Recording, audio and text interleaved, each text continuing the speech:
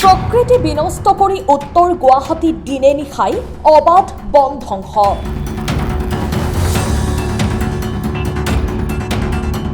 নীৰৱ প্ৰশাসন আৰু বন বিভাগ। কামৰূপ জিলাৰ কেইবাটাও ঠাইৰ সমান্তৰালকৈ উত্তৰ গুৱাহাটীতো অব্যাহত আছে অবাধ বন ধ্বংস।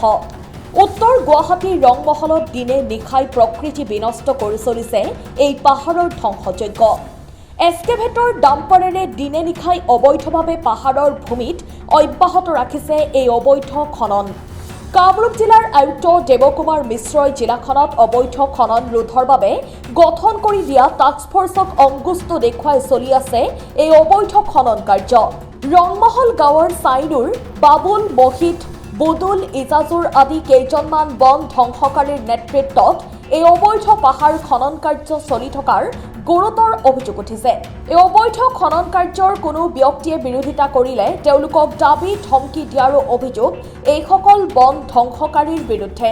অভিযোগ অনুসৰি উত্তৰ কামৰূপ বন সংমণ্ডল বিষয়া চানিদেউ ইন্দ্ৰদেউ চৌধুৰীক ফোনযোগে অবৈধ খনন কাৰ্যৰ বিষয়ে অভিযোগ দিলেও ৰহস্যজনক কাৰণত হেনো কোনো গুৰুত্ব প্ৰদান নকৰে উক্ত ঘটনা সন্দৰ্ভত। মই ৰংমহলৰ বাসিন্দা হয়। ৰংমহল পাহাৰখনত অবৈধভাৱে মাটি কাটি আছে। মাটি কাটাৰ বিনিময়ত আমাৰ ৰাতি খোৱাত বহুত ডিষ্টাৰ্ব হয় আৰু দিনে ৰাতি মাটি কাটি আছে অবৈধভাৱে। কি মাটি? লাল মাটি কাটি আছে। কোনে কোনে? পকলেণ্ড দি মাটি কাটি আছে চাইনুৰ আদি, মহিদ আলী, ফৰিদ আলী, বাবুল আলী আৰু ইজাজুৰ ৰহমান। এইকেইটা লগ লাগি গুণ্ডা বাহিনী লগ লাগি মানে গুণ্ডা থুপৰাই পেলাই আমাক তাৰমানে আজি মাৰাৰ ভাবুকি দিছে। আমি গাড়ীখন যেতিয়া বন্ধ কৰিব গৈছিলোঁ ধূলি উৰে, ঘৰ লৰি যায়, 10 চকা ডাম্পাৰ 12 চকা ডাম্পাৰ লগাই পেলাই যেতিয়া ঘৰত ধূলি পৰে, যেতিয়া আমি সিহঁতক ৰাস্তাত পানী মাৰিব দিওঁ বা সিহঁতক বন্ধ কৰিব যাওঁ তেতিয়া সিহঁতে আমাক মাৰাৰ ভাবুকি দিয়ে।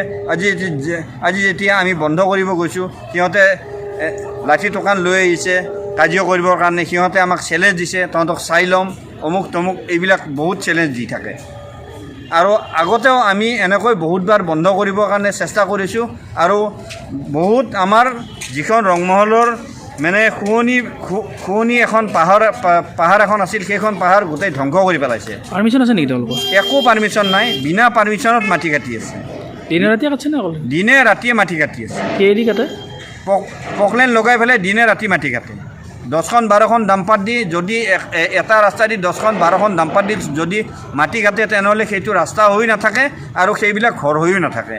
তাৰ কাৰণে মোৰ অভিযোগ এটাই, একদম আপোনালোকক অনুৰোধ কৰিছোঁ, আপোনালোকে যাতে জলদি এইটো যাতে একশ্যন লয় বা পদক্ষেপ লয়।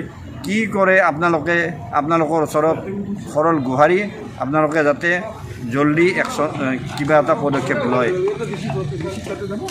পংকজ নাথৰ ৰিপৰ্ট, অসম টাইম। ঘৰত আনন্দ আৰু সম্পৰ্কৰ চমক বজাই ৰাখিবলৈ জৰুৰী হৈছে সকলো আনন্দময় মুহূৰ্তত মৰমৰ উপহাৰ দিয়াটো।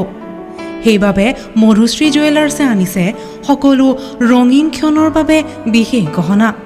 হীৰাৰে হওক, সোণৰে হওক বা ৰূপৰে হওক, শ্ৰেষ্ঠ ডিজাইনছ আৰু হলমাৰ্কযুক্ত গহনাই ৰাখে সম্পৰ্কক নিখুঁত। তেনেহ'লে আজিয়ে আনক আনন্দ মধুশ্ৰী জুৱেলাৰ্ছৰ সৈতে। যোগাযোগ কৰক 7028000341 নাইবা ভিজিট কৰক LNB ৰোড, নলবাৰী, অসম।